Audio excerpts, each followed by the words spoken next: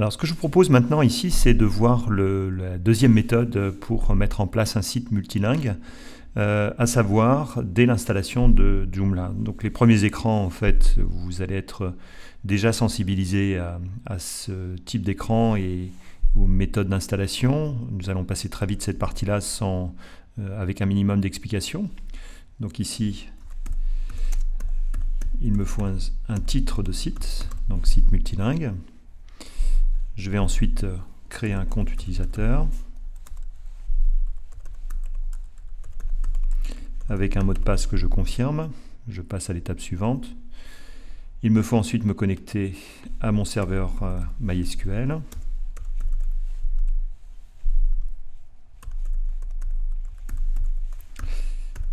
Voilà qui est fait. Je fais suivant. À cette étape-là, voilà ce qui pourrait éventuellement vous être proposé. Donc, vous avez initialement un choix de données exemples. Alors en français, quand vous aurez une version téléchargée depuis le site joomla.fr, qui vous propose en fait différents scénarios de données exemples, de la simple page d'accueil jusqu'à des données un petit peu plus riches en informations avec beaucoup d'articles et beaucoup de catégories.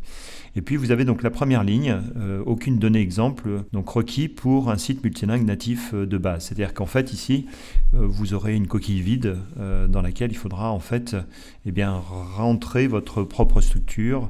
On avait vu dans une séquence justement comment il fallait rajouter les groupes de menus, comment il fallait ajouter des catégories dédiées à chacune des langues, rattacher les articles et les étiqueter avec une langue particulière. Et bien ici, vous avez en fait, vous n'avez aucune de ces informations, c'est à vous de créer tout cela. Alors, ce qui peut être aussi intéressant, c'est en gros de se faire aider. Un petit conseil, c'est par exemple soit de monter des données exemples de type blog. Alors en français, ce sera mieux, qui est en fait une structure assez simple avec une page d'accueil qui est faite en blog justement, et ça vous permet de voir justement comment le Joomla, lors de cette installation de site multilingue, met en place justement ce portail. Alors que les données exemples, ça c'est quand vous aurez peut-être un petit peu plus l'habitude de monter ce genre d'interface. Donc c'est ce que nous allons faire en fait, nous allons opter plutôt pour cet exemple-là. Et donc ensuite, on passe à l'installation. Donc il y a une connexion à la base MySQL, une création des tables, et Joomla va finaliser justement cette partie de l'installation. Ensuite, vous tombez sur l'écran qui normalement, pour un site monolingue, est le dernier écran avec le bouton orange que vous avez ici, qui symbolise en fait justement la dernière étape qui est celle de supprimer le dossier qui vous a servi à installer Joomla. Donc nous allons en fait passer à l'étape supplémentaire d'installation de langue.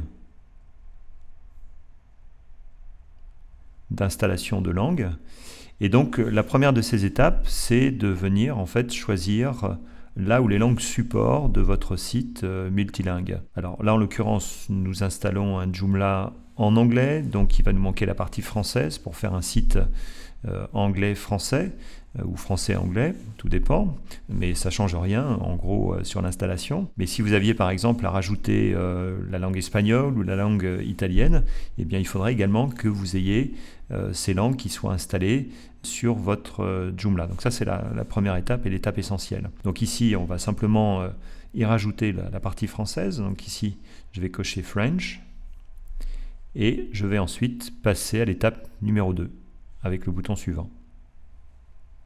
Une connexion internet est nécessaire pour télécharger ce patch de langue qui vient d'être fait. Alors, je définis bien entendu ici les langues qui seront mes langues par défaut. Donc si mon site est au départ un site français, eh bien à ce moment-là, en termes d'administration et en termes également de partie frontale du site, eh bien je choisis le français comme libellé par défaut. Ensuite, eh bien, ce qu'il va falloir justement rajouter, et c'est là qu'intervient Joomla et l'assistant pour monter ce site multilingue, c'est le fait de pouvoir activer la fonctionnalité multilingue en répondant ici oui, alors que par défaut, vous pouvez très bien passer à l'étape suivante sans vous intéresser à cela. Et donc on va installer à la fois des contenus localisés, ça va vous permettre justement de faire un distinguo sur une langue et une autre en fonction du contenu que vous diffusez sur le site, et d'activer également le plugin code de langue, en fait ici, qui a un intérêt associé directement au référencement. C'est ce qui vous est en fait expliqué en dessous, et ce code de langue est utilisé justement par le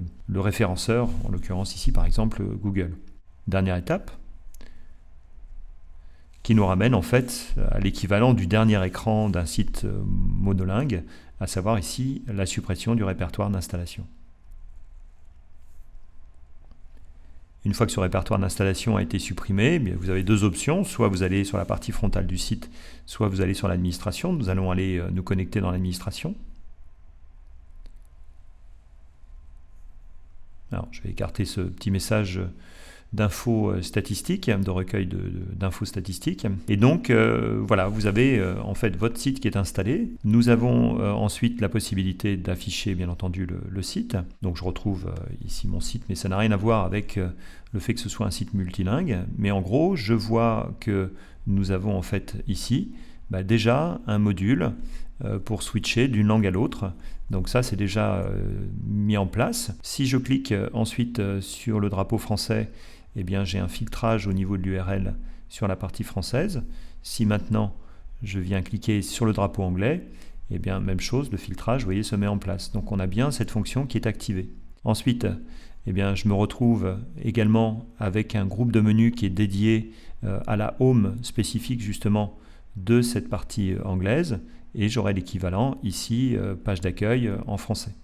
Ensuite, allons voir du côté back-office pour voir comment les choses se sont mises en place.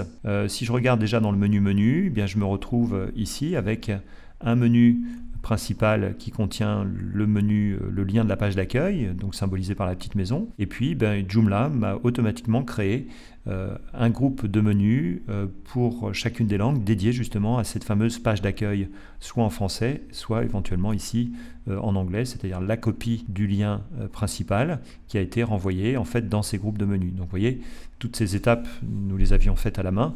Là, vous avez en fait un automatisme qui s'est produit. Ensuite, eh bien, jetons un coup d'œil dans la partie contenu, dans catégorie.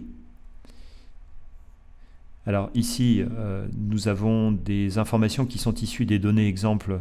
Donc ces deux catégories que vous avez ici et ici, à terme, vous voyez, elles pourraient disparaître.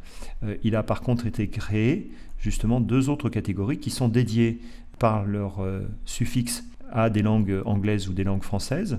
Et nous avons également à droite la possibilité de voir aussi que dans la colonne langue, eh bien, nous avons bien ici ces deux catégories qui sont taguées, l'une en anglais, l'autre en français. Si je retourne ensuite dans la partie articles, eh bien, nous avons également deux pages d'accueil, deux articles, pardon, qui sont en fait appelés lors de l'accueil anglais ou de l'accueil français, et on se retrouve avec bien deux articles, l'article ENGB et l'article FRFR, qui sont l'un rattaché à la langue anglaise à nouveau et l'autre à la langue française. Dernier endroit où on est susceptible d'avoir des données anglaises et françaises, c'est le groupe de menus principal qui est rattaché à un module pour diffuser justement les liens de ces groupes de menus. Eh bien, nous avons deux modules de type menu. Alors je vais les filtrer juste pour vous montrer ces deux modules-là, les autres étant des données exemples qui n'ont rien à voir. Donc je retrouve bien mes trois groupes de menus. Le main menu qui représente en fait le menu avec la petite maison ici pour diffuser les liens sur une position de votre template. Et on retrouve ensuite main menu ENGB, main menu FRFR avec des positions 7 pour les deux.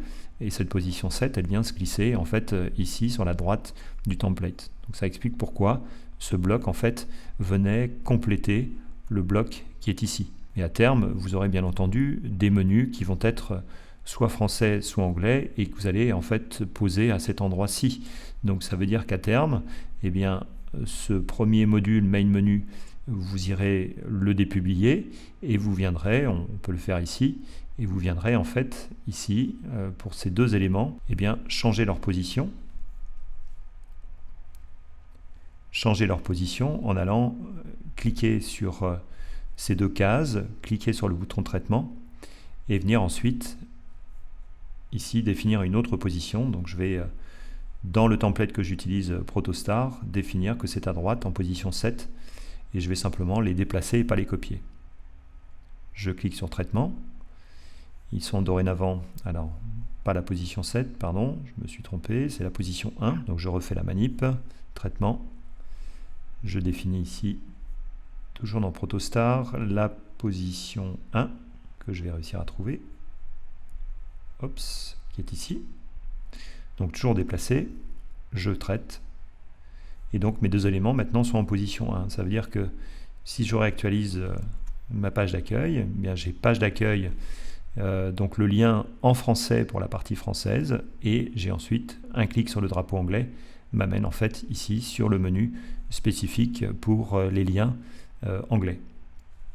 Voilà comment nous pouvons, à partir d'une install de base, définir que dorénavant notre site sera bâti en site multilingue, donc il restera aux étapes d'après bien réellement à venir mettre en place le contenu de votre site. Donc à nouveau un conseil qui est celui de bâtir entièrement la partie française dans un premier temps. Au point de vue contenu et structurel, votre site sera opérationnel et ensuite, eh bien, à ce moment-là, vous pouvez mettre en place la traduction du contenu français en anglais en dupliquant à chaque fois les éléments français pour que ces éléments deviennent des éléments anglais. Et le cas échéant, peut-être mobiliser une tierce personne qui maîtriserait cette langue anglaise et la partie française pour pouvoir ensuite traduire le contenu dans cette langue.